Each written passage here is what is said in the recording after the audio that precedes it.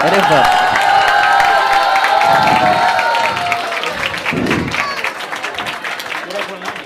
मैं कुछ इंस्ट्रक्शंस पहले से ही दे देता हूँ। आप इस सभा को केवल ड्रामे के तरीके से ना देखें, क्योंकि यहाँ पे कुछ गंभीर प्रश्न होंगे, कुछ पर्सनल प्रश्न होंगे। मैं मंगलाचरण से शुरुआत करता हूँ। आत्मज्ञान ही ज्ञान है, शेष सभी अज्ञान, विश्व शांति का मूल है, वीतराग विज्ञान। जैसा कि मैंने पहले कहा, ये अध्यात्म की अदालत है। आप इसको बिल्कुल फन तरीके से मत लेना, क्योंकि कुछ पंडित जी को पहले से प्रश्न नहीं बताए गए हैं, उनको एक भी प्रश्न बोला ही नहीं गया। ये डायरेक्ट, ये किसी को नहीं पता, मुझे और महेश भाई को थोड़ा आइडिया है, और डायरेक्ट प्रश्न पूछे जाएंगे यहाँ पर। तो आप थोड़ा सा सभा की गंभीरता बनाए रखना, क्योंकि ये अदालत है। हमारे पहरेदार यहाँ पर जो आपको कोटी में दिख रहे हैं, वो सब हमारे बाउंसर हैं, तो कभी भी आपको उठा के लेके जा सकते हैं। सो बी केयरफुल। तो हम ज़्यादा समय ना लेते हुए हम सीधे अदालत की पैरवी की ओर आगे बढ़ते हैं। मैं आज का वकील यहाँ पर अध्यात्म की अदालत की पैरवी करूँगा। सबसे पहले हमारे जज के रूप में बहुत ही प्रसिद्ध जज हमारे यहाँ छिंदवाड़ा से बुलाए गए हैं, जिन्होंने बहुत 200 से अधिक भजनों की रचना की है।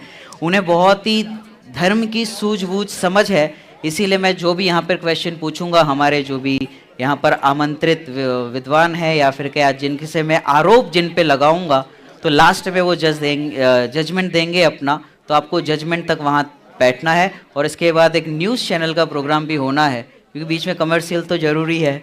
तो आप अंत तक बने रहे, आपने ऐसे प्रोग्राम कभी नहीं देखे होंगे। सो सर्वप्रथम मैं हमारे छिंदवाड़ा से पधारे आभाष भाई म्यूजिक, हाँ, छिंदवाड़ा से पधारे हमारे पंडित श्री विवेक जी शास्त्री, ये यहाँ पर पधारेंगे। ये जज है हमारे आज के, कोई भी खड़े नहीं होना, बैठे रहना। तालियों से, जोरदार तालियों से।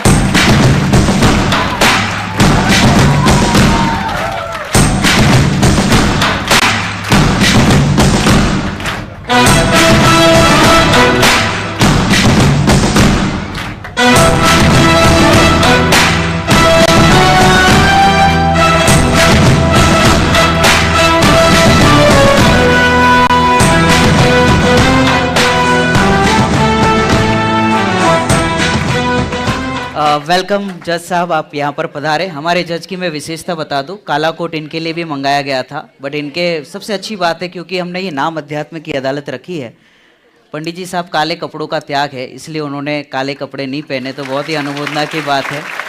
तो हमारे जज बहुत ऊपर ऊंची क्वालिटी के हैं। ऐसे ही हमारे जो भी हमारे यहाँ पर हम जिनकी पैरवी करने वाले हैं, जिनसे हम सवाल पूछेंगे आरोप के रूप में, ऐसे हमारे हम वीडियो दिखाने वाले थे 7 मिनट का, जो आपको ग्रुप में भेज दिया जाएगा। उनका इंट्रोडक्शन हम यहाँ पर दिखाना चाह रहे थे, बट समय की कमी के कारण हम नहीं दिखा पा रहे। ऐसे हमारे विद्वान जो यहाँ पर पधारे हैं, मनीष जी मेरठ, उनका हम स्वागत करेंगे। उच्च कोटि के विद्वान हैं, युवाओं के हेड हैं। ऐसे हमारे, एक मिनट, होल्ड ऑन। हाँ। मेरठ से पधारे डॉक्टर मनीष जी शास्त्री हाजिर हो। इनके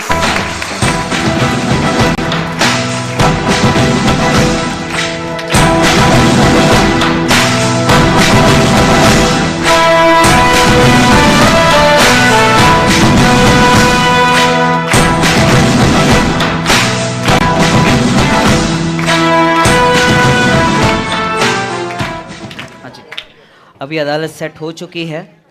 हमने सोचा था यहाँ पर कटघरा बनाए, लेकिन हमने इसलिए कटघरा नहीं बनाया क्योंकि ये कोई आरोपी नहीं है। हम इनसे कुछ सीधे सवाल पूछेंगे, और जब पूज्य गुरुदेव श्री को हम याद करें, जब उन पर केस हुआ था, किसी ने लगाया था, तब जज उनसे इतने प्रभावित हुए, जब वो अपना आंसर देने के लिए आए तो उनको कटघरे में नहीं खड़ा किया, वो बाहर उनको खड़ा किया, और उन्होंने जो भी उत्तर दिया उसको सर्वमान्य कर लिया और उनको रिहा कर दिया गया। तो इसीलिए हमने कटघरा यहाँ पर नहीं बनाया। नहीं तो आप सोचोगे अदालत है, कटघरा क्यों नहीं है। और आपने देखा होगा ये अध्यात्म की अदालत है, आप मर्यादा थोड़ी बनाए रखना। कुंदकुंद आचार्य देव हैं, पूज्य गुरुदेव श्री का फोटो है, और ये तुरंत ही रेडी किया गया। हमारे आभास भाई और आयुष भाई तुरंत का तुरंत बना लेते हैं। आयुष्मान भाई, हाँ, तो हम शुरू करते हैं। पंडित जी साहब, आपका स्वागत है यहाँ पर। अब मैं सीधा आरोप की ओर बढ़ूंगा, उससे पहले मैं कुछ 1-2 क्वेश्चन ऐसे पूछूंगा। मैंने पहले ही कहा कि पंडित जी को एक भी क्वेश्चन पहले से नहीं बताया गया है। पहला प्रश्न मेरा आपसे ये है कि आपके जीवन का टर्निंग पॉइंट कहाँ था, जहाँ से आपको लगा कि नहीं, इस मार्ग में आगे बढ़ना चाहिए? मेरे जीवन का टर्निंग पॉइंट 1995 में आया, जब मेरा श्री टोडरमल दिगंबर जैन सिद्धांत महाविद्यालय जयपुर में प्रवेश हुआ। मुझे लगता है पिछले 10, 20, 50 भाव जो भी रहे होंगे या आगे जितने भी होंगे, उन सब भावों को भी मिला दिया जाए तो इससे बड़ा टर्निंग पॉइंट दूसरा नहीं हो सकता। और वहाँ से जैसे जीवन बदला, दृष्टि बदली, सब कुछ बदल गया। तो मेरे लिए इससे बड़ा कोई टर्निंग पॉइंट नहीं रहा। बहुत बढ़िया, आपने बहुत अच्छे से उत्तर दिया। आपके प्रेरणा स्रोत कौन रहे, जिनसे आप प्रभावित हुए? आपके इंस्पिरेशंस कौन हैं? प्रेरणा स्रोत का किसी एक व्यक्ति का नाम लेना बड़ा मुश्किल का काम है। जब मैं जयपुर गया था तब तो कौतूहल से ही गया था, कुछ पता भी नहीं था कि वहाँ जाके मुझे क्या पढ़ना है, और शायद पता होता तो जाता भी नहीं।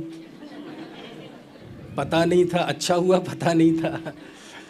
तो इसलिए वहाँ जाने के लिए प्रेरणा स्रोत कौन था, इसका जवाब तो यह कोई नहीं था, बस कौतूहल में गया था। कॉलेज जाता था पढ़ने के लिए अपने गांव में, आनंद आता नहीं था, मज़ा नहीं आता था, तो बस कॉलेज जाते थे, घूम फिर के आ जाते थे। मैं था, मेरा एक कज़िन था, तो ऐसे ही एक दिन विचार आया कि चलो यार कहीं बाहर पढ़ने चलते हैं। तो मैंने कहा कहाँ चले? तो उसने बताया अपन जयपुर चलते हैं। उसे थोड़ा जयपुर के बारे में पता था। बोले वहाँ क्या होता है? थोड़ा बहुत उससे जो पता था उसने बताया, लेकिन मुझे नहीं पता क्या बताया था। लेकिन फाइनली देवलाली में एडमिशन हुआ और जयपुर पहुँच गया। कौतूहल में पहुँचा था। जयपुर बड़ा शहर है, सवाई मानसिंह क्रिकेट स्टेडियम है, वहाँ मैच देखेंगे। बस ऐसे चला गया, मतलब कोई प्रेरणा स्रोत कोई नहीं था, बस ऐसे होनहार अच्छी थी इसलिए पहुँच गया।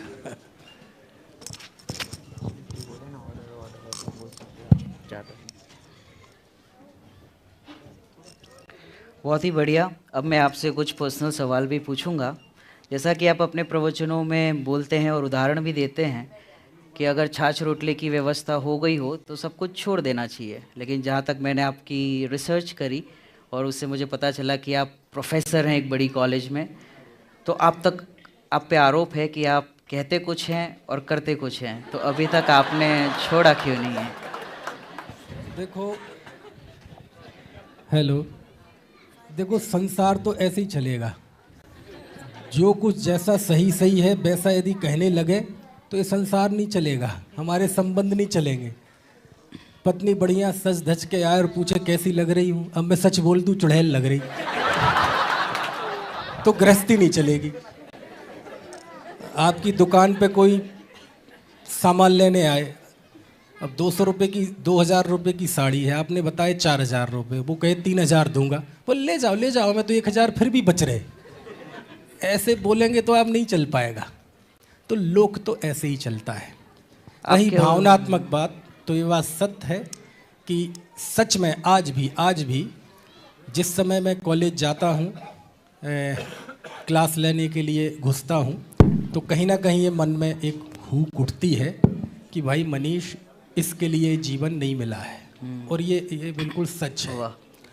और उस समय लगता है जैसे मनुष्य जीवन कोड़ियों के भाव जा रहा है, और आपको सच में मैं नौकरी वगैरह करना भी नहीं चाहता था। अब है, कर रहा हूँ, परिवार आजीविका है, कोई परिवार से कोई ऐसा अरबपति हूँ नहीं कि बिना कमाए चल जाए, तो करता हूँ, ईमानदारी से करता हूँ, अच्छे से करता हूँ। और ऐसी व्यवस्था हो जाए तो मैं तो आज रात के 12 बजे के पहले ही छोड़ दूँगा। तो मेरा सच में कोई ऐसा मन नहीं था, सोचा नहीं था कि ऐसे कोई सरकारी नौकरी में जाऊंगा। लेकिन जब परिस्थितियां ऐसी कुछ देखीं, आसपास की परिस्थितियां देखीं, तो मुझे लगा कि नहीं, ये 4 पुरुषार्थ होते हैं, धर्म, अर्थ, काम, मोक्ष। यदि मैंने कोई अपने सेल्फ डिपेंड नहीं हुआ, सही उम्र में नहीं हुआ, तो ज़रूर एक ना एक समय ऐसा आएगा कि हो सकता है मैं फ्रस्ट्रेट हो जाऊं या परेशान रहूं, क्योंकि धर्म में स्थिरता के लिए आजीविका की स्थिरता, स्वास्थ्य की स्थिरता, परिवार की स्थिरता, ये सारी चीज़ें व्यवहारिक उसमें ज़रूरी होती हैं। और आज भी ये भावना है, वो छाछ वाली बात वो सही है, आज भी ये भावना है। जब मुझे ऐसा लगेगा कि आज के बाद मुझे एक दिन भी कॉलेज नहीं जाना पड़ेगा और उसके बिना मैं, मेरा परिवार और पिता तो अब है नहीं, मेरी माँ, ये सब यदि चलता रहेगा तो आज ही यदि वो मौका आए तो आज ही छोड़ दूंगा। बहुत बढ़िया। आप पर एक और आरोप है, यानी सभी विद्वानों पर, कि आप जब भी इस तरीके की बात आती है तो आप कहते हैं कि चारित्र में इस जाति का भाव बनता ही है, ग्रस्त अवस्था में ऐसा भाव बनता ही है। इस तरीके से कई बार हमें ऐसा लगता है कि हम अपने आप को कवर कर रहे हैं या आप अपने आप को कवर करते हैं। और जब हमने सुना गाथा ही आप ही सुनाते, जम्म जस्स जम्मी देसे जम्मी काले, जब जब जो जो होना है निश्चित है, जब वो निश्चित है तो फिर क्या दृढ़ता में कमी है या फिर हम इसे कुछ और समझें? मेरी ये कोशिश रहती है कि जब मैं कोई व्याख्या करूं किसी भी चीज़ की हो, मेरे पर्सनल इमोशंस उसमें हावी ना हो। वक्ता का काम बिल्कुल जज वाला काम है। शास्त्र में जो बात चल रही है वो हमें समझानी है। वो हो सकता है मेरे मन के माफिक हो या मेरे मन के माफिक ना भी हो। जैसे जज को रिजल्ट, परिणाम सुनाना है एविडेंस के आधार पर। उसे यदि लग रहा है कि एविडेंस इसके खिलाफ है और ये अपराधी है तो वो अपराधी बताएगा। हो सकता है उसका मन कह रहा हो कि अपराधी ना हो। इसी तरह वक्ता का काम है शास्त्र में जो लिखा है, आचार्यों ने जो कहा है, उसको रिप्रेजेंट करना। मैं स्वयं ये कोशिश करता हूँ कि जो मेरा विषय चल रहा है उस विषय के अनुसार जो भी उसमें है वो मैं आपको बताऊँ। हाँ, इतना ज़रूर है कि जब कोई भक्ति का प्रसंग आए तो हो सकता है मेरी भक्ति उसमें मिल जाए, हो सकता है तत्व ज्ञान को वृद्धिंगत करने का भाव आए तो उसमें मेरा कुछ मन मिल जाए। तो ये होता है, कोशिश करता हूँ मेरे पर्सनल इमोशंस हावी ना हो, और कदाचित यदि होने लगे तो आप मुझे बता दिया करो। समझ में आया ना? और रही जहाँ तक चारित्र मोह के उदय की बात है, चूँकि वो तात्विक दृष्टि से सही है। जैसे मान लीजिए मैं मनुष्य हूँ, मैं मनुष्य हूँ तो मुझे मनुष्यों जैसे भाव आएंगे, देवों जैसे भाव नहीं आएंगे, गायों जैसे भाव नहीं आएंगे। मुझे भूख लगेगी तो मुझे घास की याद नहीं आएगी गधे की तरह, मनुष्यों की तरह भाव आएंगे। मनुष्य में मैं पुरुष हूँ तो मुझे स्त्रियों की तरह भाव नहीं आएंगे, नपुंसकों की तरह भाव नहीं आएंगे, पुरुषों की तरह आएंगे। पुरुषों में भी मान लीजिए मैं गृहस्थ हूँ, शादीशुदा हूँ, तो मुझे ब्रह्मचारियों जैसे भाव नहीं आएंगे, मुझे गृहस्थों जैसे भाव आएंगे। मान लीजिए मैं बच्चों का पिता हूँ तो पिता जैसे भाव आएंगे। तो बहुत सारी परिस्थितियों को जीता है, हर व्यक्ति अलग अलग भूमिकाओं को जीता है। जब मैं घर में घुसूंगा और मैं वहाँ विद्वान की तरह बच्चों को हाँकूँ एक डंडे से, तो घर से बाहर निकाल देंगे, बाहर निकल। मुझे घर में घुसूंगा तो मुझे बच्चों का पिता होना पड़ेगा, मुझे पत्नी का पति होना पड़ेगा, मुझे अपने माता पिता का बेटा होना पड़ेगा। यदि घर में मेरी भाभी है तो मुझे देवर होना पड़ेगा। मैं घर कॉलेज जाऊंगा तो मैं वहाँ सरकार का एक एम्प्लॉय हूँ, मैं वहाँ विद्वान नहीं हूँ। समझ में आया? वहाँ आप जैसा सम्मान नहीं मिलेगा, वहाँ मुझे सम्मान करना पड़ेगा, मेरे से बड़ा अधिकारी है। तो एक व्यक्ति अलग अलग स्थान पर अलग अलग भूमिकाओं को जीता है, और ये विविधता में कभी विरोध दिखाई दे सकता है। वो विरोध नहीं है, ये गृहस्थ जीवन की सुंदरता है। बहुत ही अच्छा उत्तर, आप कवर भी अच्छा से कर रहे हैं। मैं तो सरकारी वकील हूँ, जो मुझसे बुलवाया जाएगा वो मैं बोलूँगा। हालांकि मैं भी आपका स्टूडेंट हूँ, लेकिन अभी मैं वकील के रूप में हूँ, तो कुछ सवाल ऐसे पूछे जाएंगे। नहीं, प्रश्न बहुत अच्छे पूछे जा रहे हैं, मैंने नहीं सोचा था इतने बढ़िया प्रश्न पूछे जाएंगे। अभी तो और प्रश्न बाकी है। रिसर्च से पता चला है कि आप कॉलेज लाइफ में और स्कूल लाइफ में, हाँ, हमारे जज साहब को सब सामान ला के रखा है तो क्या रखा ही रहेगा क्या? अदालत की कार्रवाई में आप साधर्मी वात्सल्य ना दिखाएं, बिल्कुल स्वाधीनता के साथ में जो निष्पक्षता से चर्चा हो सकती है उस चर्चा को लेकर के चलें। जी जज साहब। अगला प्रश्न ये है कि रिसर्च से पता चला आपके नज़दीकी मित्रों से कि आप स्कूल और कॉलेज लाइफ में काफ़ी फ़नी रहे हैं, मतलब मस्त मौला, ज़्यादा कुछ इंटरेस्ट नहीं था, आपने सारे मज़े कर लिए। और जब हम जैसे छोटे छोटे बच्चे हैं, हमारी बारी आई तो वो कह रहे कि नींबू मत लगाओ, वो आप धुरंधर मत देखो, आप आए थे क्योंकि इसीलिए हमने आपके लिए चेयर भी ये रखी है। जब आप मंथन में आए थे आपने कहा था कि वो कौन सा डाकू, निर्मल बाबा जैसा लग रहा है, अगर हम कटघरा लगाते तो इनको ऐसा लगता कि वो रहमान डकैत जैसा लगता, इसलिए हमने आपकी व्यवस्था भी की है। तो आप काफ़ी, आपके ह्यूमर, सेंस ऑफ ह्यूमर काफ़ी अच्छा है। लेकिन जब हम चीज़ें करते, हम मजाक करते या हम धंधा पानी करते तो हमें ऐसा कहा जाता है कि करने जैसा ही नहीं है, अगर आपको दुख है तो अभी मुनि दीक्षा ले लो। तो ये द्वंद्वपना हमें थोड़ा सा लगता है, इसके बारे में थोड़ा सा स्पष्टता चाहिए। अच्छा, मैंने ऐसा कब कहा? ये विराट जी कह रहे थे, विवेक जी कह रहे थे, मैंने नहीं कहा। देखो, मेरा स्ट्रिक्टली ऑर्डर है कि अभी आप आरोपी हैं, इसलिए जज पे आरोप नहीं लगाएं। देखो, इन्होंने मुझे भी डांट दिया, आपको डांटते हैं, क्या बुरा है? अब देखो, सच्चाई ये है, धूप गर्म होती है, पानी ठंडा होता है, इमली खट्टी होती है, आम मीठा होता है, हर चीज कुदरती है, हर व्यक्ति कुदरत के साथ जिए, है ना। अब हम ये बच्चे से ये उम्मीद करें कि ये इस उम्र में बिल्कुल शांत रहे, गंभीर रहे, न मचले न खेले, तो आपको लगेगा कि ये बहुत अच्छा बच्चा है। मैं कहूँगा ऐसे डॉक्टर को दिखाओ। यदि बच्चों को खेलने का भाव नहीं आ रहा तो ये चिंता का विषय है। समझ में आया? तो पहली बात तो मैं ऐसा बोलता नहीं हूँ और ना बोलूँगा, क्योंकि जिन धर्म बहुत सरलता, सहजता, सरल सिखाता है, आप जहाँ जिस भूमिका में हैं वहाँ आपको औदैहिक भाव आएंगे। हमें बस लक्ष्य केंद्रित होना है कि हमारा लक्ष्य क्या है, हमारा पक्ष क्या है।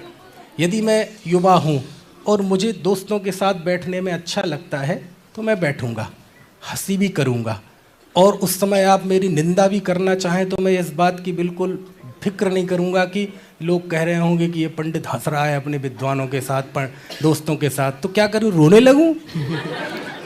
तो इसलिए मैं ऐसा बिल्कुल नहीं कहता। हाँ, तत्व ज्ञान के लिए कहता हूँ, जीवन में सदाचार के लिए, सहजता के लिए, शांति के लिए, आत्म प्रशंसा और निंदा से बचने के लिए ये सारी बातें करता हूँ।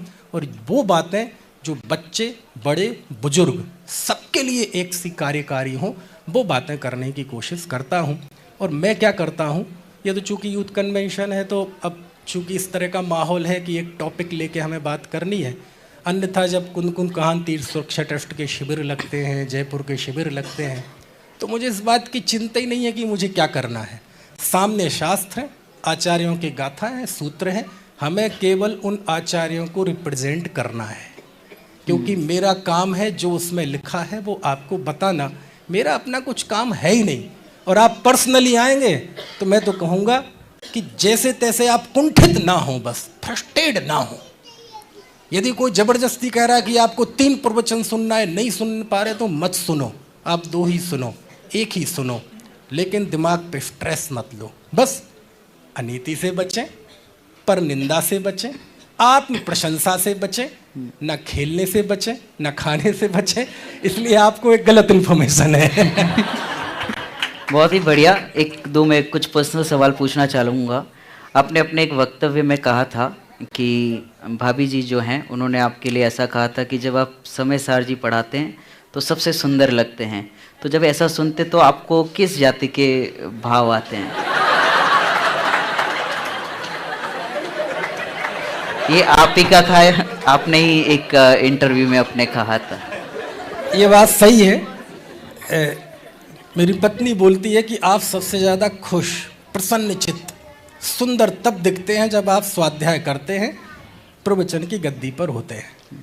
तो ये बात जब सुनी तो भाई यही भाव आया कि जिनवाणी पढ़ो, पढ़ाओ, उसमें हौसला बढ़ गया और क्या, थोड़ा मोटिवेशन मिला। और आप तो जानते हैं कि पत्नी की कितनी बड़ी भूमिका रहती है किसी व्यक्ति के कार्यों में, कुछ भी करने में, चाहे धर्म का क्षेत्र हो, चाहे अध्यात्म का क्षेत्र हो, चाहे लौकिक क्षेत्र हो। पत्नी की भूमिका, उसका समर्थन। अब मान लीजिए मैं 2 दिन के लिए यहाँ आ गया और पत्नी का समर्थन ना हो तो क्या करेगी? घर बैठो, मेरे भरोसे पैदा कर रखे ये बच्चे। तो कम से कम उन प्रतिकूलताओं से मैं दूर हूँ। तो जब ये पत्नी बात कहती है तो मुझे उसके प्रति कृतज्ञता का भाव आता है। और पत्नी है, पत्नी के साथ साथ वो हमारी साधर्मी भी तो है, तो वो भाव बनता है। और सौभाग्य होता है कि जरूर कुछ ऐसे पुण्य किए होंगे कि अनुकूल पत्नी मिली, जो हमारी मेरी जिंदगी का सबसे सुंदरतम पहलू है। जिनवाणी का अध्ययन, अध्यापन बाद में अध्ययन, वो रूप यदि उसे अच्छा लगता है तो इससे बढ़िया कोई जीवन संगिनी नहीं हो सकती। आप देख सकते हैं हमारे जो विद्वान होते हैं वो मैरिज भी करते हैं, तो उनका आंसर कितना नपा तुला होता है। जिसे हम वासना के एंगल से देखते हैं वहाँ वात्सल्य भी होता है। तो हम सिर्फ एक पक्ष को ऊपर ना रखें, हालांकि ये काम जज करेंगे ही, पर मुझे थोड़े से भाव आ गए तो मैं थोड़ा सा कोट को साइड में रखकर आपसे सॉरी। आप कोट को साइड में रखें नहीं रखें, पर साइड में जरूर खड़े भाई। एक और प्रश्न आपसे पर्सनली है। जब आपने भाभी जी की बात करी, उनकी ओर से तो मुझे वात्सल्य दिखाई दिया कि वो आपसे इस तरीके की साधर्मी तरीके से रहते हैं, पर मुझे आपकी ओर से ऐसा लगा 26 जनवरी का दिन है, आप कॉलेज में पढ़ाते हैं, 2-3 दिन की ही छुट्टी है, उसमें भी आप एक दिन यहाँ पर लेट आए और 2 दिन के लिए यहाँ पर आए हैं। 26 जनवरी का छुट्टी का टाइम होता है, तो ये समय तो बच्चों और घर फैमिली के लिए देना चाहिए।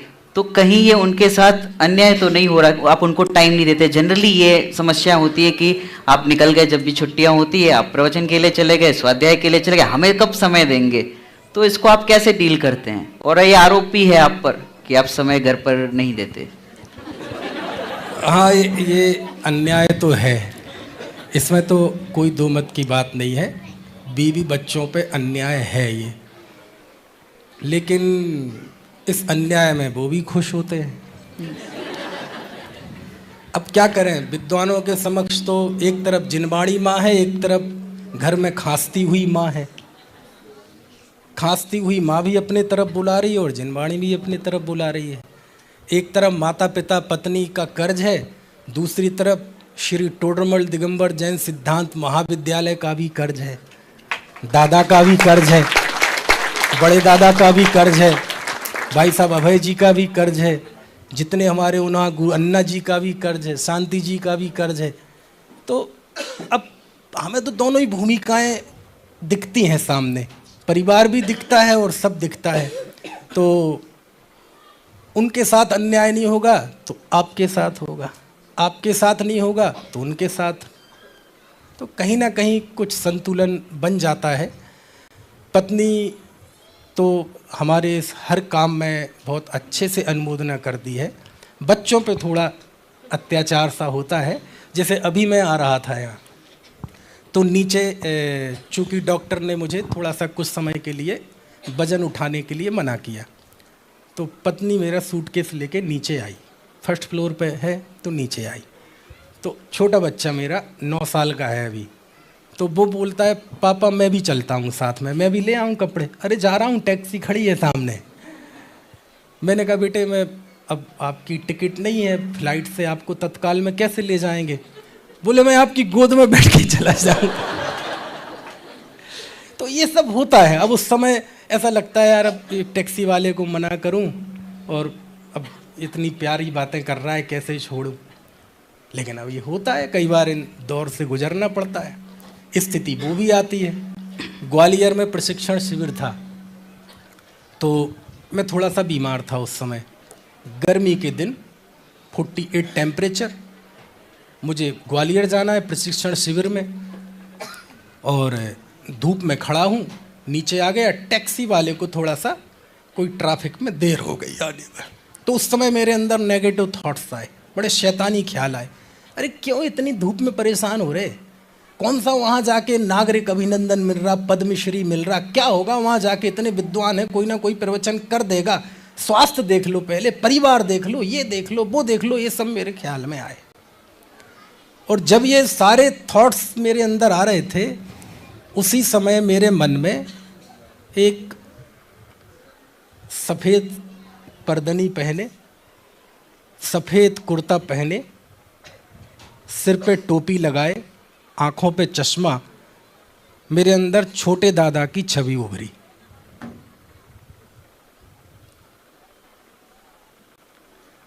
और वो सारे नेगेटिव थॉट्स खत्म हो गए। मैंने कहा इन्होंने क्या किया था, सरकारी नौकरी छोड़ के आए थे, छोटे छोटे, कितने बच्चे थे बेटा, 4, जंगल, टोडरमल स्मारक, जहाँ पहले जंगल था, उबड़ खाबड़ छोटी छोटी पहाड़ियाँ थीं, बताते रात में शेर आता था, और एक आदमी हाथ में झोला लिए, छोटे छोटे बच्चे, 4 बच्चे, पत्नी भी घूंघट डाले, समझ में आए ना। उस जंगल में जब आए होंगे कितनी चुनौतियाँ रही होंगी। तो ये सारी जब चीज़ें होती हैं तो थोड़ी कश्मकश तो होती है, लेकिन पुण्य के उदय से मुझे सब कुछ इतना बढ़िया मिला, पत्नी, बच्चे, माता पिता, भाई, वो सब इतने अनुकूल मिले। यदि मैं आपके सामने ये 2 शब्द बोल पा रहा हूँ तो आपको मैं बोल रहा हूँ ऐसा लगता है, लेकिन यहाँ तक आने के लिए कितने लोगों का समर्थन रहता है, कितने लोगों का त्याग रहता है, वो कभी विराग जी जानते हैं, सब लोग जानते हैं। इसलिए है अन्याय है थोड़ा, मैं मानता हूँ, मैं पत्नी और बच्चों के साथ थोड़ा अन्याय करता हूँ, और यदि वो देख रहे हो, लाइव देख ही रहे होंगे, तो मुझे क्षमा कर देना। और बड़े पंडित जी बहुत अच्छी कहते हैं, बहुत अच्छी बात कहते हैं, लघुता से प्रभुता मिलती है। कितनी लघुता है, मतलब वो ऑन कैमरा जो लाइव चल रहा है उस पर सामने से ऐसा कह रहे हैं, बहुत बड़ी बात है। मैंने जैसे पूछा आपसे कि अपन न्याय करते हैं, मुझे ऐसा लगता है आप स्वयं पे भी अन्याय करते हैं, ऐसा मेरा आरोप है। आपकी हेल्थ ठीक नहीं है, आपके बैक का प्रॉब्लम है, आप 1-2 घंटा या जो 1 घंटा प्रवचन करते हैं उसके बीच में भी आपको काफ़ी तकलीफ़ का सामना करना पड़ता है, आपको बार बार लेटना पड़ता है। तो आपको ऐसा नहीं लगता कि ये खुद के साथ अन्याय है? थोड़ा सा हेल्थ को पहले देखा जाए, फिर प्रभावना तो जैसा कि कहा और भी विद्वान है तो ऐसा ही सही जैसा आप कह रहे हैं, लेकिन क्या है, आपको इसका एक पहलू बताऊं, क्या है, हम आत्मार्थी मुमुक्षु बहुत थोड़े लोग हैं, सब बहुत थोड़े लोग हैं, और 1-2 साल आप इस क्षेत्र में काम कर लो तो सब परिचित हो जाते हैं। अभी विराग जी बैठे हैं, ये पूरे देश के मुमुक्षु इन्हें जानते, ये उनको जानते हैं, समझ में आया। अब विराग जी को कोई फ़ोन करे, आप में से कोई, भाई साहब विराग जी आपके यहाँ आना है, मना करेंगे ना, साहब स्वास्थ्य ठीक है, नहीं साहब आपके बेटे का प्रोग्राम है, बेटी का प्रोग्राम है।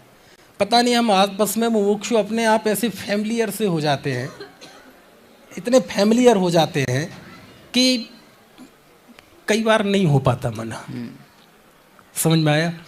तो बस कुछ ये अपने आत्मार्थियों का आपस का प्यार वात्सल्य ऐसा है, क्योंकि हमारी ताकत क्या है, हमारे गुरुदेव ने नफरत करना नहीं सिखाया, प्यार करना सिखाया, वात्सल्य सिखाया। बोई खून हमारे दादा के रगों में था, महाविद्यालय के रगों में था, बोई खून हमारे रगों में है, आप सबके रगों में है। तो बस एक फैमिलियर होके बहुत मना करने के बावजूद भी कभी कभार आप नहीं मानते, कभी कभार हम नहीं मानते, इसलिए सब प्रसंग बन जाते हैं। इतना ज़रूर है कि हाँ, शारीरिक बाधा अपनी तरफ है, लेकिन आप सब लोग काफ़ी मदद करते हैं कि वो तकलीफ़ ज़्यादा ना बढ़े और मैं अच्छे से कर पाऊँ। अच्छे से आप सुविधाएं देते हैं, अनुकूल खान पान देते हैं। कई जगह तो ऐसा होता है विवेक भाई कि अपने बड़े बड़े साधर्मी, अच्छे पैसे वाले करोड़पति कमरे में आते हैं, तकलीफ़ होती है तो वो पैर दबाते हैं, मलहम लगाते हैं, एक्यूप्रेशर करते हैं। तो बस पत्नी और बच्चे भी इसी विश्वास के साथ कि ये जहाँ जा रहे हैं वहाँ कोई अकेले नहीं है, है ना। यदि 3-4 लोगों का परिवार छोड़ के जा रहे हैं तो जहाँ जाएंगे 200-500 लोग तो होंगे ही। इसलिए इस उम्मीद के साथ जैसा चल रहा है, लेकिन हाँ थोड़ा तो लगता है कभी कभार, तो वो बात सही है। हम सबसे ज़्यादा ध्यान आपका रखेंगे, हम जब भी निमंत्रण देंगे आपको पधारना ही है। ये जो सभा की कार्रवाई चल रही है और इसके बीच में मैं बार बार एक बात देख रहा हूँ कि आज के जो आरोपी विद्वान हैं वो बार बार एक नीली जैकेट वाले व्यक्ति की तरफ संकेत कर रहे हैं और मुझे लगता है कि इन लोगों के कोई तार पुराने जुड़े हुए हैं। तो निश्चित ही कोर्ट यदि चाहेगा तो कोई विशेष टिप्पणी का अवसर आएगा तो कोर्ट की अनुमति से हम उन्हें अवसर देंगे, पर अनुमति लिए बिना वह बीच में कुछ भी ना बोले। और जो मेरा रिसर्च है उस रिसर्च में एक ये भी थे जिन्होंने मुझे इन्फॉर्मेशन दी है। एक और प्रश्न, जब आपने अपने बच्चों की बातें की, घर की बात की, आपका बेटा या जो भी घर में बच्चे हैं, अगर वो चाहें कि मुझे विदेश पढ़ने के लिए जाना है या फिर कहीं और जाना है या मुझे अन्य जगह शादी करनी है, यदि ऐसा प्रसंग बनता है तो आपका उसमें क्या डिसीजन होगा? बाउंसर है शोएब अख्तर वाली। मैं तो सरकारी वकील ही हूं अभी भी। विदेश पढ़ने जाए, क्योंकि भारत से ही ज्ञान का प्रकाश हुआ है। इस युग के प्रथम तीर्थंकर इसी अयोध्या भूमि से उन्होंने ज्ञान का प्रकाश किया। चक्रवर्ती भरत, जिनके नाम पर इस देश का नाम भारत पड़ा, ये भारत भूमि से तो ज्ञान का प्रकाश हुआ है। लेकिन भारत भूमि ये भी जानती है कि ये ज्ञान की भूमि भी है, विज्ञान की भूमि भी है, लेकिन सीखने में विश्वास रखती है। बाहर से कितनी संस्कृति, सभ्यताएं, ज्ञान आया, उसका भी भारतवर्ष स्वागत करता है। इसलिए ज्ञान का आदान प्रदान ये तो परंपरा है हमारी। तो यदि सीखने के लिए हमारा बच्चा विदेश जाएगा तो मुझे उसमें कहीं कोई बाधा नहीं है। हाँ, इतना ज़रूर करूँगा कि जैसे गांधी जी विदेश गए थे विलायत, तो उनकी माँ ने उन्हें संकल्प दिलाए थे। हाँ, तो मैं अपने बच्चे को संकल्प जरूर दिलाऊंगा और शायद उसकी ज़रूरत ना पड़े, क्योंकि गांधी जी को तो वो शपथ इसलिए दिलाई थी क्योंकि वो कुकर्म करने लगे थे। हाँ, करने लगे थे इसलिए दिलाई थी। लेकिन मैं नहीं चाहूँगा कि मेरे जे अपने बच्चों को ऐसे संकल्प दिलाने पड़ें। भाव तो यही है कि बेटा रहेगा तो मेरे भावों को भी समझे। बेटा वो है जो अपने पिता को समझे और पिता भी वो है जो अपने बेटे को समझे। तो यदि विदेश जाएगा पढ़ने के लिए तो मैं बिल्कुल मना नहीं करूँगा, लेकिन जाए, जैनाचार न छोड़े, सदाचार न छोड़े, और उसको छोड़कर यदि बाहर जाएगा तो मैं बगावत समझूंगा, और बगावत करेगा तो होनहार का विचार करूंगा। ये अब रही बात दूसरी जगह शादी करने की। दूसरी जगह शादी करने पहले तो वही कोशिश जो आज मैंने भी व्याख्यान में कही उसे समझाऊंगा, और मुझे ऐसी उम्मीद है कि वो समझ जाएगा।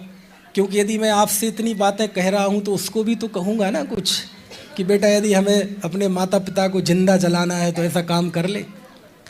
लेकिन ये कोई बहुत बड़ी प्रॉब्लम नहीं है, समझाएंगे, बुझाएंगे। नहीं समझेगा तो नहीं समझेगा। मैंने कौन से सारे विश्व का ठेका ले रखा है, मैं कौन से सारे विश्व का करता हूँ। मेरा एक सिद्धांत है। कोरोना के बाद ज़्यादा बन गया है सिद्धांत, और आगे भी ये सिद्धांत और बना रहेगा। मैं देश, समाज, मोहल्ला, परिवार, शरीर, इन सब की चिंता एक लिमिट तक करता हूँ, और एक लिमिट के बाद सबको होनहार पर छोड़ देता हूँ। बहुत बढ़िया। इस मामले में भी मेरा यही रहेगा।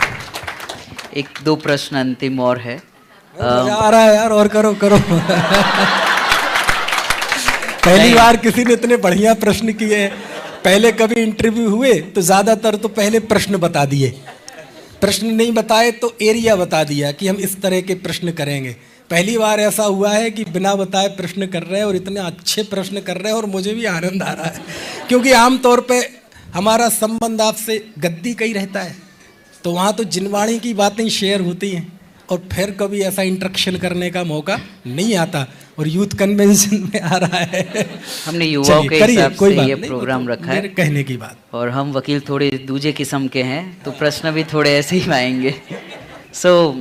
प्रश्न ये था कि आप पे आरोप है कि आप जिनवाणी की गद्दी से जो बातें सुनाते हैं वो तो एकदम फैक्ट है, आप में जोश भी दिखता है, आप मुट्ठी में कर लो इस तरीके से बात करते हैं, तो ऐसा लगता है कि आपका बाकी जीवन भी ऐसे ही चलता होगा। लेकिन जब हमने रिसर्च किया, आप कॉलेज में कुछ नाम है कालिदास, मीरा, कृष्णा का, सखा, उद्धव, इनको भी अप्रिशिएट करते हैं वहाँ पर जाकर, और ये अपने व्याख्यान में भी कहा है। तो ये दो पना क्यों ऐसा, नहीं दोगलापन नहीं, दोगला। देखो मेरा ये संकल्प है, जिनवाणी मेरे सामने होगी तो मैं जिनवाणी के सूत्रों को, जिनवाणी की गाथाओं को पूरी ईमानदारी से उसका अर्थ करूंगा, और वो अर्थ हो सकता है मेरे खिलाफ भी जाता हो, मेरे परिवार के खिलाफ जाता हो, आपके खिलाफ जाता हो, आपके खिलाफ जाता हो, किसी के खिलाफ जाता हो, क्योंकि मेरी निष्ठा उस समय जिनवाणी के सूत्रों के प्रति होती है। मैं व्यक्तिगत जीवन में कमज़ोर हो सकता हूँ, लेकिन जो जिनवाणी का मैं अर्थ बताऊँगा वो पूरा मजबूत बताऊँगा। मैं व्यक्तिगत जीवन में शिथिल हो सकता हूँ, है ना, लेकिन जो जिनवाणी का अर्थ बताऊँगा वो पूरा मजबूत बताऊँगा। तो जब मैं जिनवाणी आपको बताऊँ तो आप, दिक्कत ये है ना कि जब हम व्याख्यान करते हैं तो आपको ये लगता है कि हम बोल रहे हैं, हम नहीं बोल रहे हैं, जिनवाणी बोल रही है, और आपको हमसे कुछ सीखना है ना, तो आप यही मान के सीख पाएंगे कि ये पंडित जी जो बोल रहे हैं ये आचार्य बोल रहे हैं। यदि आप मेरे व्यक्तिगत जीवन में जाएंगे तो क्या सीखेंगे? आप मेरे घर में आ जाएंगे तो क्या सीखेंगे हमसे? हम बच्चों के साथ मस्ती करेंगे, बच्चे टीवी देख रहे हैं, तारक मेहता का उल्टा चश्मा, तो हम भी देख लेंगे। आप हमसे क्या सीखेंगे? गृहस्थों के जीवन में ऐसा होता क्या है सीखने का? सीखने का जीवन तो मुनि राजों का होता है, उनसे सीखा जाता है, उनकी बैयावृत्ति करके सीखा जाता है। तो जिनवाणी की एक दो बातें ही हम आपसे ज़्यादा जानते होंगे, बाकी 99% बातों में आप हमसे बहुत आगे हैं। समझ में आया?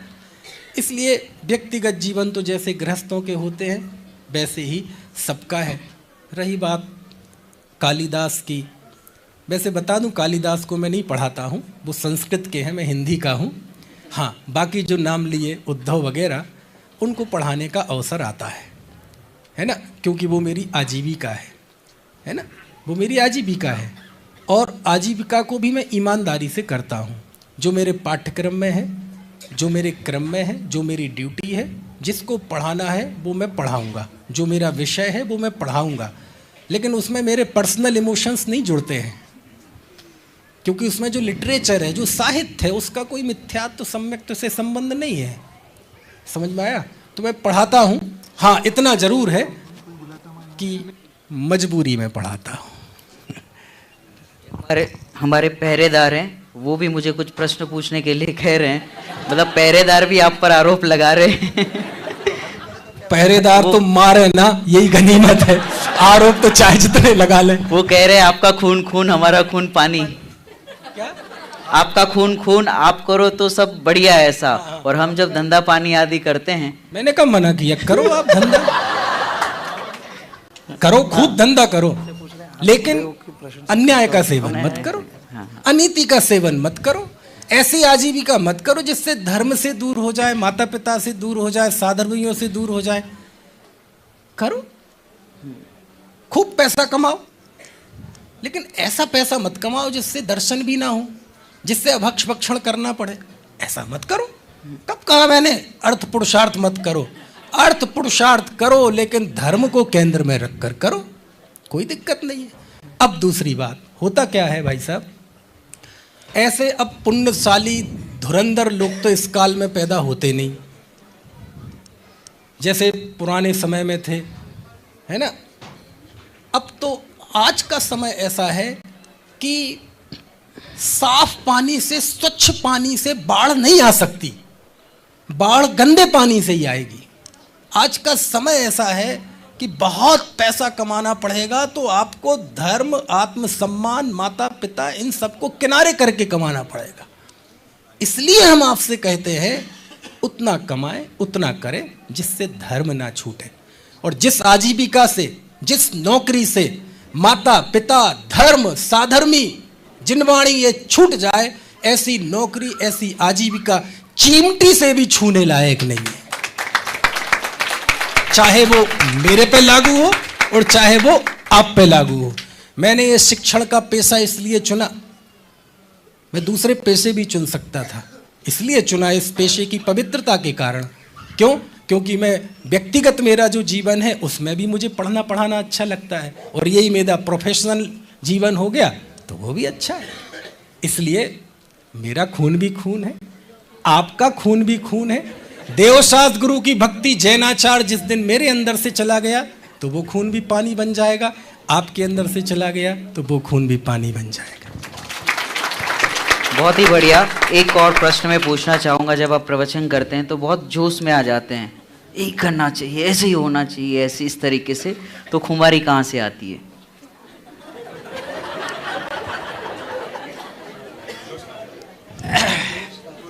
ऐसा है ना, साहित्य में 9 रस होते हैं।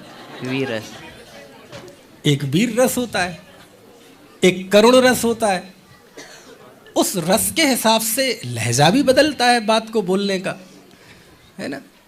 अब सामने कोई शत्रु आ रहा हो, मातृभूमि पर उसने टेढ़ी आंख कर दी हो, तो वो कैसे चिल्लाएगा?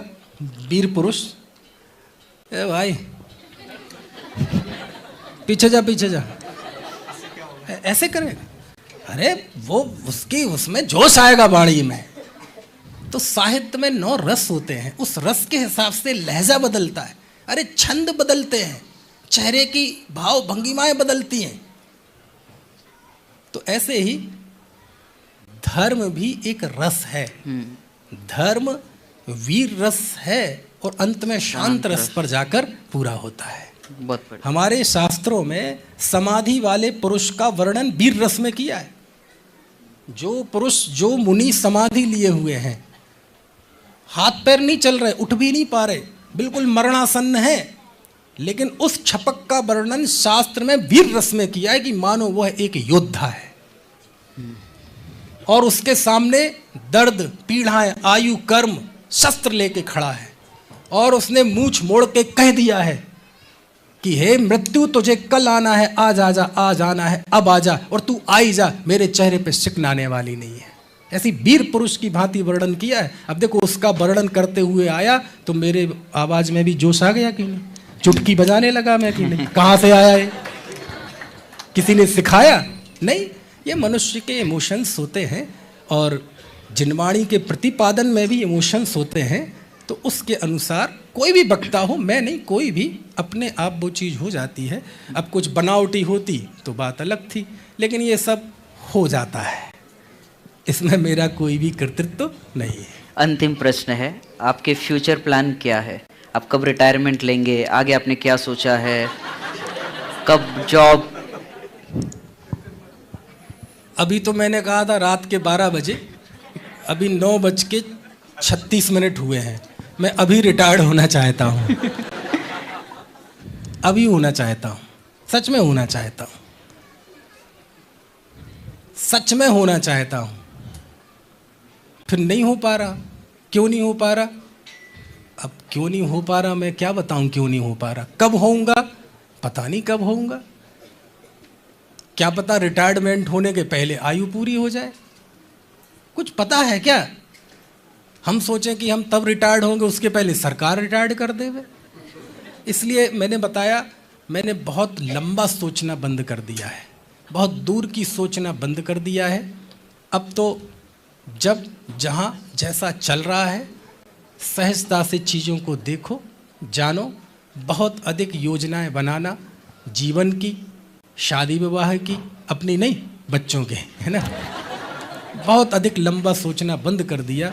इसलिए कब रिटायर्ड होऊंगा, जब मैं रिटायर्ड हो जाऊंगा तो आपको भी पता चल जाएगा और आप मुझे भी बता देना।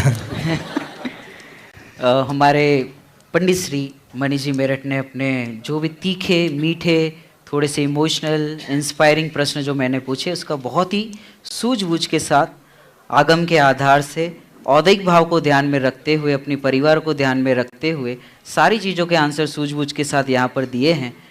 इसके बाद हम CYF न्यूज़ की तरफ चलेंगे जो हमारी आध्यात्मिक न्यूज़ यहाँ पे चलने वाली है। उसके पहले भाई हाँ डजेंट मैटर, पब्लिक के आरोप तो नहीं है कोई? बहुत रिस्की है, एक बार हम कर चुके हैं। नहीं कर दो। उसके बाद हम एक क्वेश्चन हम अनिल जी का लेंगे, उसके बाद हमारे जज आज के इस सभा को कंक्लूड करेंगे, जजमेंट देंगे। आप सभी शांति बनाए रखें और इसके बाद भी कहीं ना जाए। जज साहब विराजमान है, जब तक ये यहाँ पर विराजमान है आप जा नहीं सकते। आपने ऐसे आरोपी व्यक्तित्व कम देखे होंगे जिनको आरोप सुनने और आरोप के समाधान करने का भी एक उत्साह वर्तन कर रहा है, और मुझे लगता है ये जो रखा गया था इसका कोई विशेष उपयोग था नहीं। तो मेरा तो इसमें ऐसा सुझाव है अगली बार इसकी एक चमर रख देना तो कम से कम हम भी कोई अच्छी बात आती है तो उस पर अनुमोदना कर सकें। और ये जो 2 पहरेदार खड़े किए गए थे इनके भी हाथ में 2 चमर पकड़ाएं, क्योंकि अध्यात्म की अदालत है। विशेष अभी है वो नहीं आप हाँ एक प्रश्न है हाँ, हमारे जो ऑडियंस है पब्लिक प्रश्न था, उस प्रश्न को यहाँ पर मैं अनुमति देता हूँ कि वो प्रश्न यहाँ पूछा जाए। उनको बुला लीजिए। अच्छा, उनकी ओर से मैं प्रश्न पूछना चाहूँगा।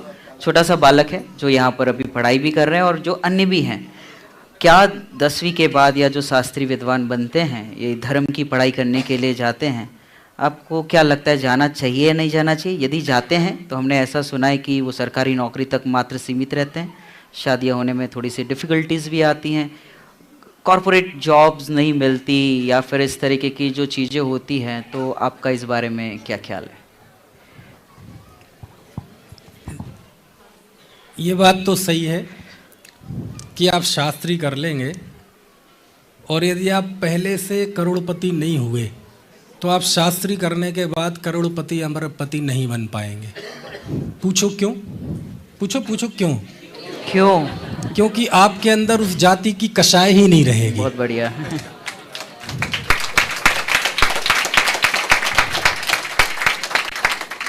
अरे जीवन की दुर्लभता समझ में आ जाती है, या अवसर चूकने योग्य नहीं है ऐसा समझ में आ जाता है।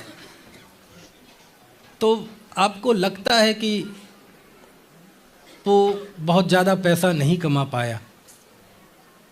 अच्छा एक बात बताओ, जैसे मान लीजिए आपको सोना है, ठीक है, आप कितनी जगह में सोते हो? 2-4 एकड़ में सोते हो? 3x6 के बिस्तर पे ही सोते? अच्छा आपको अरबों रुपए मिल जाएं तो कितने पे सोओगे? एक टांग वहाँ एक टांग यहाँ, ऐसा कुछ होगा? अच्छा क्या खाते हो? जैन हो, दाल रोटी सब्जी जलेबी फाफड़ा और क्या क्या है, इसके अलावा और क्या खाओगे? दाल बाटी कचूमर यही खाओगे। अच्छा अरबपति हो जाओगे तो क्या खाओगे? सोने की दाल बाटी खाओगे, चांदी का कचूमर खाओगे, क्या करोगे? तो आप समझो इस बात को। और आज भी बताएं, जयपुर में बड़े बड़े करोड़पतियों के बच्चे पढ़ रहे हैं, और जब यदि तुम परिवार से फैमिली से करोड़पति हो तो तुम्हें चिंता क्यों हो रही है? यदि तुम कॉरपोरेट बैकग्राउंड से हो तो तुम्हें चिंता क्यों हो रही है इस बात की?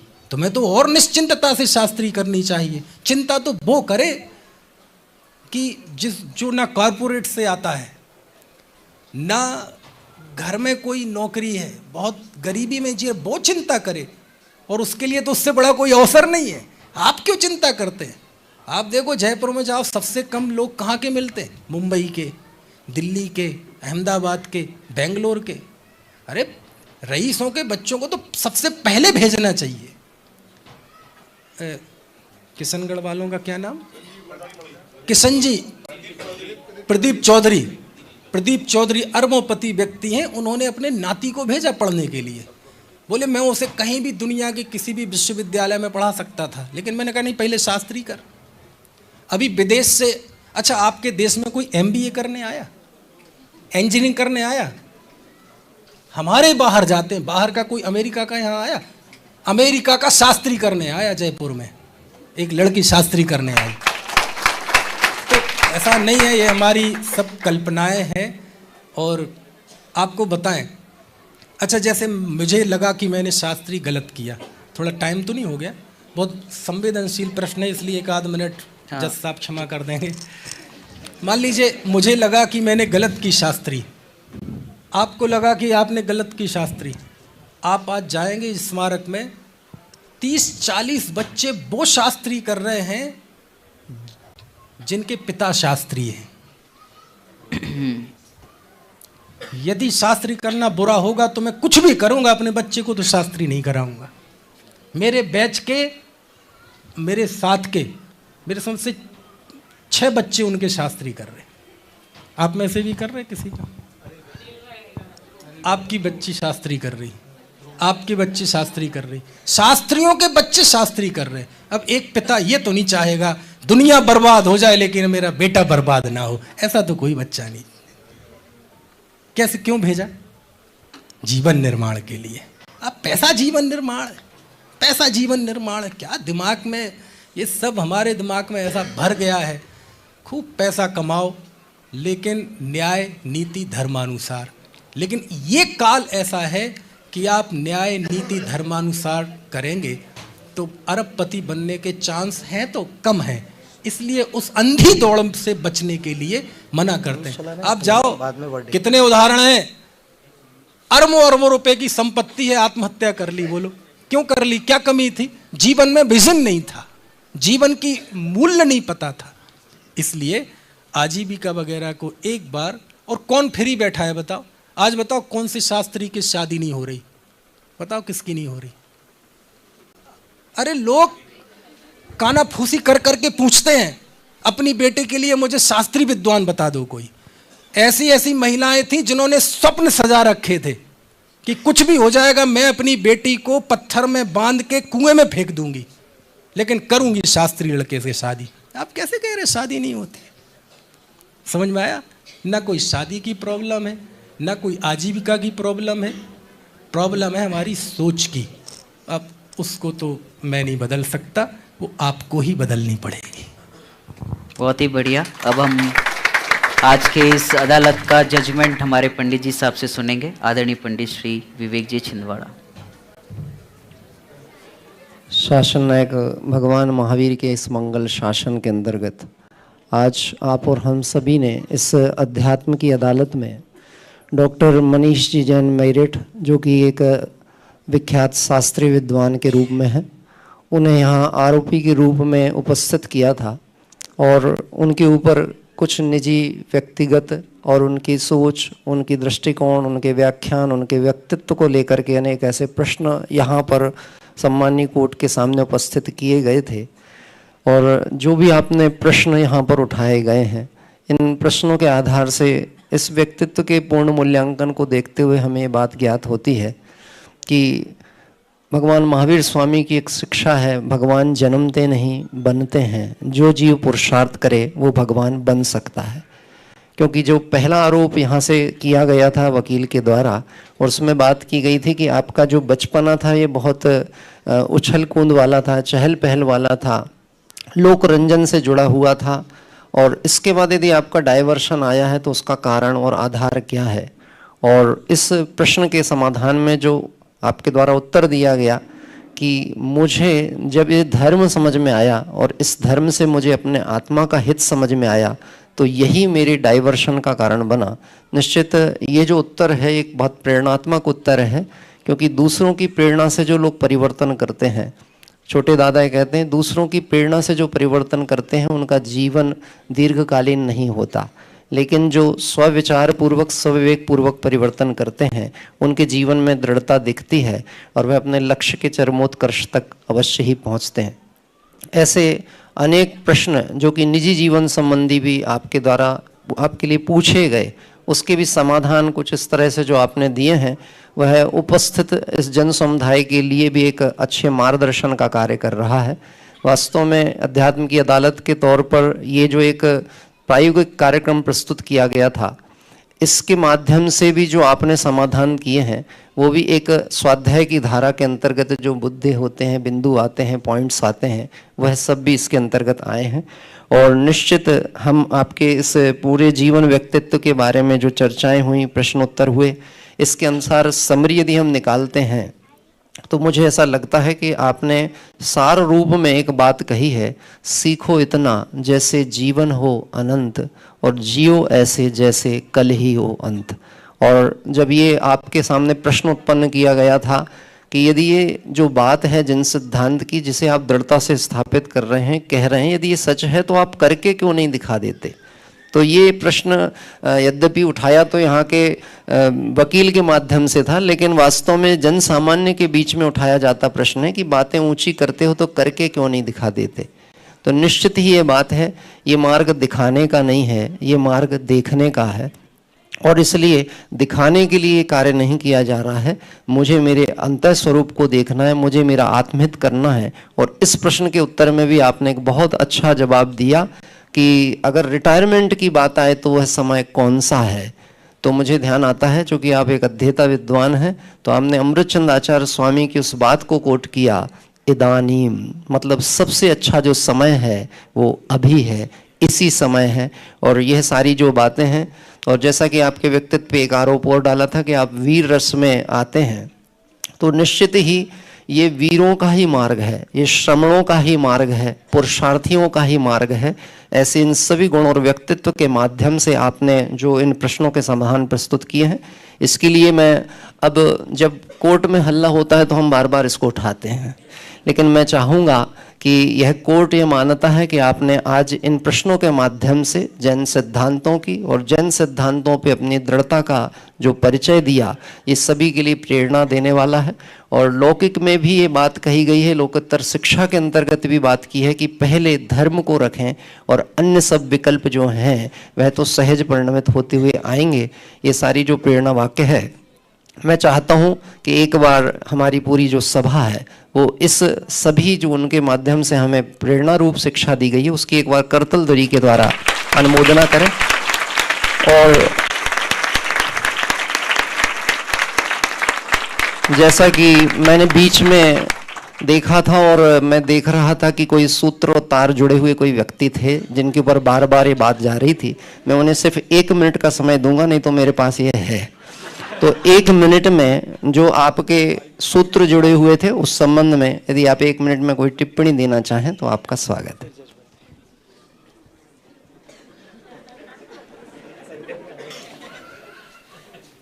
क्या बोलना है? अब तो कंटेम्प्ट ऑफ कोर्ट लगेगा। ये ऐसे गवाह हैं जिन्हें सब कुछ पता होते हुए भी मैंने तो कुछ नहीं किया। बातें बहुत सारी आई हैं और जो मनीष जी का जीवन है, हम लोग एक ही राशि के लोग हैं। विवेक जी हों, हम हों, ये सब एक ही राशि, मतलब हम सबका ये जीवन समान में जाता है। बहुत बातें मान लो ऐसा लगा कि मेरे जीवन की बातें मनीष जी कह रहे थे। ये निस्संदेह रूप से समाज में काम करते मुझे लगभग 33 साल हो गए। 1992 से मैंने शास्त्री प्रारंभ किया था और 1993 से ही समाज में जाना चालू हो गया। 93 से पहला कार्यक्रम इंदौर में हमारा हुआ था, मल्हारगंज के मंदिर में। तो तब से 33 वर्षों से लगातार बिना कोई ब्रेक के, बिना कोई एक महीना भी नहीं जिस महीने में कोई प्रोग्राम ना किया हो, ऐसा 33 सालों में ऐसा रहा। अब इन सारे वर्षों में बहुत सारी पारिवारिक परिस्थितियां बदली, समस्याएं आई, बहुत सारे संकट आए, बहुत सारे आफतें आई, पारिवारिक बहुत ज़्यादा ऐसा लगा कि जीवन का अब समापन ही है क्या। व्यक्तिगत रूप से भी स्वास्थ्य की बहुत प्रतिकूलता आई, ऐसा लगा कि जीवन का अंतिम दिन आ गया। आप तो एडमिट रहे, 7 दिन नागपुर में एडमिट रहे, ब्रेन स्ट्रोक हो गया और ब्रेन स्ट्रोक होने पर बहुत लोगों के फ़ोन आए और इसका अभी भी डॉक्टर का ट्रीटमेंट चलता रहा कुछ वर्ष तक, पहले तक। लेकिन इन सारी परिस्थितियों में कोई सहयोगी के रूप में जब कहा मनीष जी, परिवार का सपोर्ट बहुत बड़ा होता है। तो मेरा परिवार बहुत बड़ा है। मेरे परिवार पत्नी और बच्चे नहीं हैं, पूरा समाज मेरा परिवार है, पूरा देश मेरा परिवार है। क्योंकि देश में कोई भी सेंटर हो, चाहे वो कोई मंडल हो, कोई भी साधर्मी हो, मुझे इन सबसे बहुत अति का स्नेह प्राप्त हुआ। मुझे काप नगर का, हमसे कभी निकलते कभी टिफिन लेके नहीं गए, मान लो बाई चांस हम, तो मैं पता है कि हम इस रूट से जा रहे हैं, जलगांव पड़ेगा, वहाँ हमारा मित्र रहता है, वहाँ फ़ोन करेंगे, हमारा टिफिन हमारा ट्रेन में आ जाएगा। आप नाम बोलिए, किस नगर का नाम चाहिए, हम आपको नगर में हमारा परिचय मिल जाएगा कि वहाँ पर हमारा परिचित व्यक्ति है, हमारा कोई दिक्कत होने वाली नहीं है। जब मैं सारी चीज़, एक तो मुझे एक बात ख्याल में आती है कि एक मैं अधिकांश कहता हूँ भी अपने प्रवचनों में कि हम सब जिनवानी, थोड़ी जिनवानी पढ़ना सीखे हैं, थोड़ा सा बोलना सीखे, तो हमको इतना सम्मान, बहुमान, आदर मिलता है। सबका जितना भी श्रेय है, जो कुछ है उपलब्ध है, उस सब के सब जिनवानी की कृपा है, जयपुर के हमारे स्मारक की कृपा है। वह नाम क्या थे और क्या है, तो सब इसका ही पूरा योगदान जिनवानी का ही है। सेकंड बात यह है, जब हम थोड़ा पढ़ना सीख गए, बोलना सीख गए, तो हमें इतना सम्मान, बहुमान मिलता है। जिनके जीवन परिणमित हो जाए, उनका जीवन में देवता उसके लिए पुष्प वर्षा करते, कौन सा आश्चर्य है। तो आप समझ सकते हैं, हम सबके जीवन में एक लक्ष्य होना चाहिए, जिनवाणी ही हमारे मूल सर पर विराजमान होना चाहिए। बहुमान हो देवशास्त्र गुरु का, जैनाचार जीवन में हो, सदाचार जीवन में हो, लक्ष्य एक हो, हमें भव का अभाव करना है। वात्सल्य हमारे जीवन में मुख्यतः से होना चाहिए, साधन में वात्सल्य हो, पारस्परिक परिवारों में भी हमारा आपस में एक योग्य व्यवहार समाज में, परिवार में होना चाहिए। ये सब चीज़ें हैं। बाकी फिर से वही बात है कि पूरा परिवार का सपोर्ट रहता है। हम तो, मनीष जी तो कम ही निकल पाते हैं बाहर, महीने में 4-5 दिन 7 दिन निकलते होंगे, विवेक जी भी काम, हम तो महीने 20 दिन घर से बाहर रहते हैं, कभी 25 दिन हो जाता। अभी तो फरवरी में 22 दिन घर से बाहर है। तो भी हमारा परिवार का जो पत्नी का खास तौर बहुत सपोर्ट रहता है, और बच्चों का सपोर्ट बहुत रहता है। और कभी भी शिकायत, सारी समस्याएं बहुत हो, ऐसा नहीं कोई हमको स्वर्ग के देवी देवता आए हों कपड़े देने के लिए, भोजन देने के लिए कि भाई विराग जी काम कर रहे हैं, क्या व्यवस्था भोजन कर दो आप। तो पूरा मैनेज करते हैं घर में। ये समस्याएं आती हैं और समस्या बहुत, वो सब मैनेज करते हैं। उनका भी भावना ये है कि ये जो जीव अच्छे काम में लगा, उसको सपोर्ट करना चाहिए, तो पूरी ताकत से वो साथ में खड़े रहते हैं। उनकी दम पर ही हम इतना निष्कंटक और प्रसन्न हृदय से समाज में काम कर पा रहे हैं, ऐसा। और जितना होगा उतना करने का प्रयास करेंगे। बहुत अच्छा ये कार्यक्रम रहा आज का। और हमारे मनीष जी ने, विवेक जी ने, हमारे विवेक जी सेकंड, विवेक जी फर्स्ट, दोनों विवेक जी ने बहुत बढ़िया समाधान प्रस्तुत किए। धन्यवाद। और इस तरह ये जो अध्यात्म की अदालत में आज जो प्रकरण उठा, उसको हम निष्कर्ष रूप में सारे ये निकाल रहे हैं कि जिन पे आरोप यहाँ पर किए गए थे, वह सारे आरोप निराधार हुए। और आरोप के साथ साथ जो निराधारता के साथ में जिन सिद्धांतों के आधार हमें जानने के लिए मिले हैं, इससे एक बात हमें सार रूप में निकलती है, आप औदैक भावों को आदर्श नहीं बनाना, आप परम पारिणामिक स्वभाव को आदर्श बनाना, जिन सिद्धांतों की छत्र छाया में आप और हम सब चलें। और मैं निश्चित ये भावना भाता हूँ कि आज जो डॉक्टर मनीष जी ने अपनी बात रखी है, हम ये चाहते हैं वह जिन शासन की इसी तरह महती प्रभाव न करते हुए आत्मकल्याण के पथ पर आगे बढ़ें। मेरा अनुरोध है, हम सब मिलकर के 2 पंक्तियां बोलेंगे और उस पंक्तियों के साथ इस सभा सत्र को विराम देंगे। लेकिन आगे का कार्यक्रम होगा, इसलिए पहले कह दे रहा हूँ, कोई उठेगा नहीं। जिन मार्ग की हो प्रभावना, जिन ध्वजायों लहराइए, देह जाए तो भले जिन धर्म रहना चाहिए, जिन धर्म से है प्रेम तो बस भावना ये भाइये, देह जाए तो भले जिन धर्म रहना चाहिए, देह जाए तो भले जिन धर्म रहना चाहिए। जबली वीतरागी जैन शासन की जय हो। 2-3 खास सूचना है।